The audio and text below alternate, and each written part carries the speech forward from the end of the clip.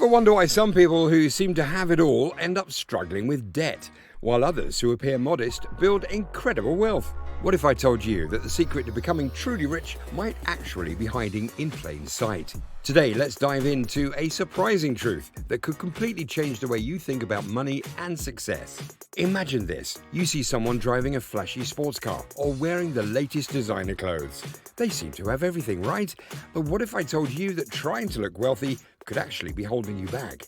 In the next few minutes, I'll reveal why appearing poor might be the key to real financial success. You'll learn 5 powerful reasons why looking modest can actually boost your wealth. And I'll share 3 actionable steps that you can start today to change your financial future. We'll explore how the world's most successful people handle their money, why chasing after the latest trends can drain your wallet, and how shifting your focus can lead to greater happiness and financial freedom. Stick around, because by the end of this video, you'll have the tools you need to start building your wealth the smart way, without falling into the trap of showing off. So grab a notebook, get comfortable, and let's get started on this eye-opening journey. Trust me, you won't want to miss this. Kindly subscribe and like this video. First, different people think about money in different ways. Poor people see money as just enough to pay bills and get by. Middle-class folks use money to enjoy some comfort, like car loans or credit card debt. But rich people see money as a tool. They use it to buy things like stocks and property that can make them even more money, which helps them pay off their debts. Take Warren Buffett, for instance. He has over $100 million, but still lives in the same house he bought in 1958 for $31,500. Mark Zuckerberg usually wears a simple grey t-shirt and hoodie. Jeff Bezos drove a 1997 Honda Accord for years, even after he became a billionaire, saying, "This is a perfectly good car." Interestingly, 61% of people who earn more than $250,000 a year drive Hondas, Fords, or Toyotas. Rich people don't need to look rich. They know what's important to them and don't need to show off to anyone. This is a smart way to think. If you're working on your money, whether it's paying off debt, improving your credit score, or saving for emergencies, remember, you're investing in yourself, not trying to impress others. Next, trying to look rich can cost you a lot. A 2014 Fed report showed that comparing your income to your neighbors can increase your debt. This is called keeping up with the Joneses. It means using your neighbors' lives as a guide for your own success. For example, if you need a car to get to work and are about to buy a Toyota Camry for $20,000 because it's affordable and you can pay for it with savings, but then you see your neighbor with a brand new Tesla Cybertruck. To keep up with the Joneses, you might decide to trade the Camry for a $100,000 Porsche Cayenne. You don't have the extra $80,000, but you're okay with taking out a car loan. Just by choosing the Porsche over the Camry, you'll pay an extra $80,000. Plus, you'll have hundreds of dollars in monthly interest, high insurance costs, and expensive maintenance. Over time, that Porsche could cost you more than $150,000. When people go into debt to buy luxury items, it's hard to break free from the debt cycle. In 2023, the average American has around $6,000 in credit card debt. If your bill is $6,000 with a 24% interest rate, making only the minimum payments will stretch your debt repayment to over 25 years, turning your $6,000 debt into $17,332 due to interest. But the biggest loss isn't just paying off the debt, it's missing out on what you could have done with that money instead. If you had invested that $80,000 in the stock market, especially in the S&P 500 with its average 10% return, you could have over $200,000 in just 10 years. That's enough to buy 2 Porsche Cayennes, one to drive and one to show off to your neighbors. Trying to look wealthy can also hurt your mental health. A 2023 study found that in areas where there's a big gap between rich and poor, people's mental health gets worse. So focusing too much on appearances can take away both your peace of mind and your financial stability. Psychologists talk about something called social comparison theory. This means we often feel unhappy, not because of our own money, but because of the money others around us have. For example, you might earn a good salary, have some savings, and own a home. But if you live near millionaires with vacation homes, you might feel less happy than if you were a college student sharing an apartment with friends. According to this theory, we naturally compare ourselves to others. whether they're strangers, family, or neighbors. Constantly comparing yourself to others who seem better off can harm your mental health because there will always be someone who seems wealthier. Next, trying to look wealthy can end up costing you more. A 2018 study showed that when people were asked how much they'd charge for their services, they quoted much higher prices to clients who seemed rich compared to those who looked casual. In another study, people charged more for a car wash to someone driving a new Mercedes-Benz than to someone with an old Mitsubishi.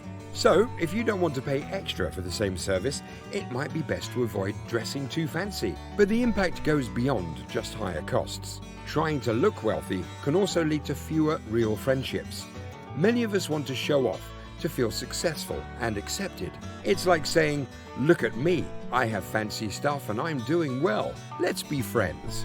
However, the Ross School of Business found that showing off wealth can backfire. They showed 395 people's social media profiles with either modest updates or flashy displays of luxury. People with flashy profiles were seen as wealthier, but also as more self-centered.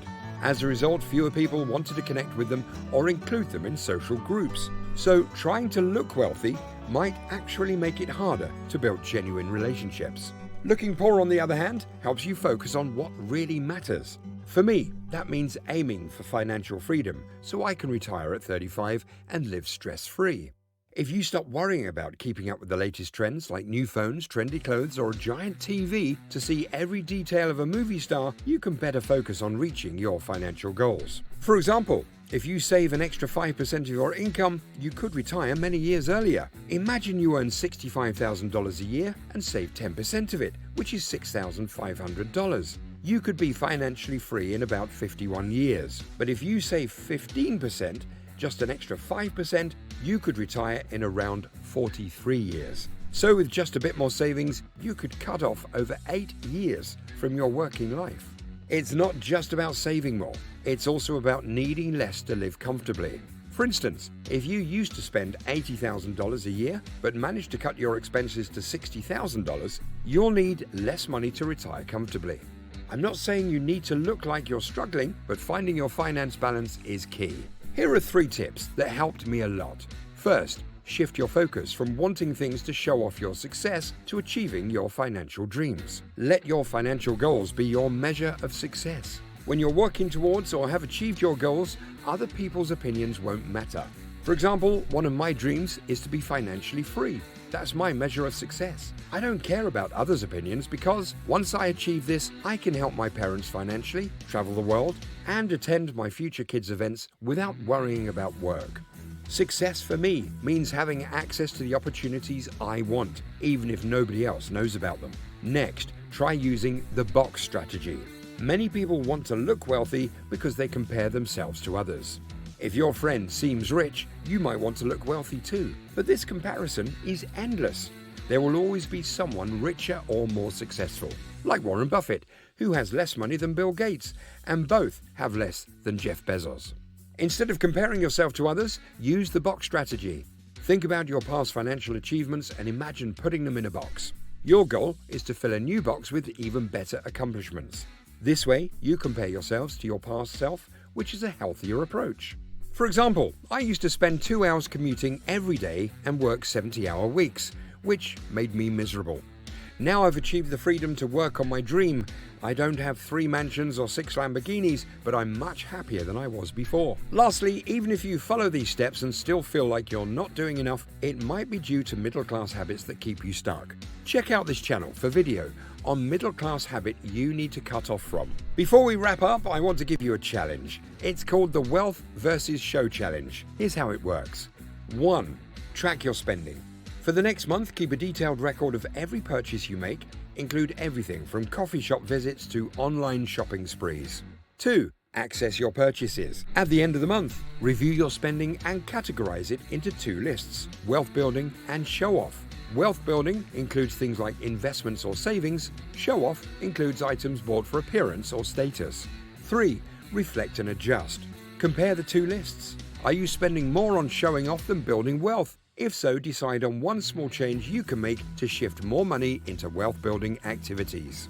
4. Share your results. I'd love to hear how it goes. Share your experience in the comments or on social media using the hashtag #WealthVersusShow. Let's support each other in focusing on what really matters. Taking this challenge will help you see where your money is going and encourage you to prioritize financial growth over appearance. Are you ready to take control of your financial future? Let's do it together.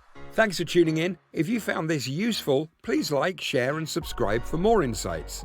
Stay smart and stay secure. Here's to your investing success. Profitable investing.